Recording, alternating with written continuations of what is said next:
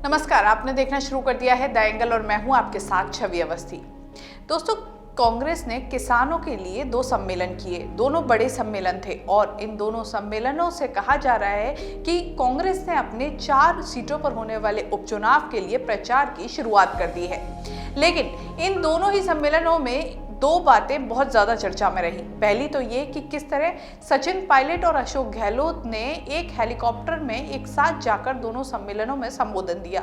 वहीं दूसरी चीज ये भी चर्चाओं में रही कि सचिन पायलट को उतनी ही तवज्जो दी गई जितनी कि सीएम अशोक गहलोत को, या फिर जितनी कि सचिन पायलट चाहते हैं। अब ऐसे में सियासी गलियारों में कई चर्चाएं हैं। सियासी गलियारों में ये भी चर्चाएं हैं कि सचिन पायलट को आखिर इतनी तवज्जो क्यों दी गई है। इसके पीछे कई कारण हैं।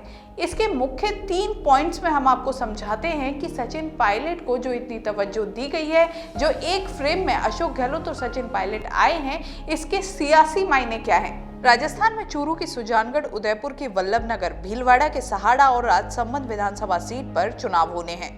इन 4 में से राजसमंद को छोड़कर तीनों जगह कांग्रेस के विधायक थे। वल्लभनगर में गजेंद्र सिंह शेखावत और सुजानगढ़ में मास्टर भंवरलाल पायलट समर्थक विधायक थे। दोनों ही सीट पायलट के प्रभाव वाली सीट है, इसलिए सचिन पायलट को उपचुनाव प्रचार में साथ लेना सियासी रूप से जरूरी था। पायलट ने डूंगरगढ़ के सभा में दिवंगत विधायक मास्टर भंवरलाल को याद करते हुए कांग्रेस को जिताने की अपील भी की। कांग्रेस हाईकमान ने राजस्थान में कांग्रेस की आपसी कड़वाहट को दूर करने और उपचुनाव में इन सभी नेताओं को साथ लाने का टास्क अजय माकन को दिया है। माकन ने सचेतक महेश जोशी को दिल्ली बुलाया और रणनीति बनाई। इसके बाद पायलट समेत 19 नेताओं को अयोग्य ठहराने की सुप्रीम कोर्ट में लंबित याचिका को भी वापस लेने के लिए सचेतक महेश जोशी ने अर्जी दायर की। यहीं से बर्फ पिघलने की शुरुआत मानी गई। ये याचिका पिछले साल पायलट खेमे के बगावत के बाद महेश जोशी ने लगाई थी। कांग्रेस में गहलोत पायलट गुट के बीच चल रहा शीत युद्ध फिलहाल उपचुनावों तक थमता दिख रहा है। हेलीकॉप्टर शेयरिंग इसी का संकेत माना जा रहा है।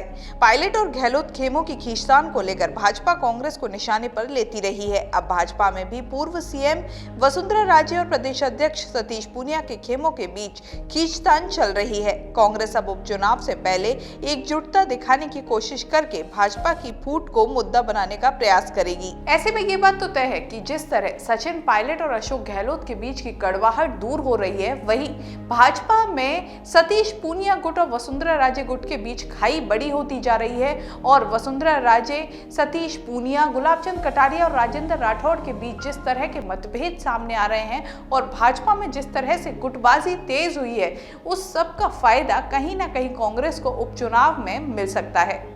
इस तरह की खबरों के लिए द एंगल देखते रहिए। चैनल को जरूर सब्सक्राइब कीजिए। वीडियो पसंद आया तो शेयर करना ना भूलें। नमस्कार।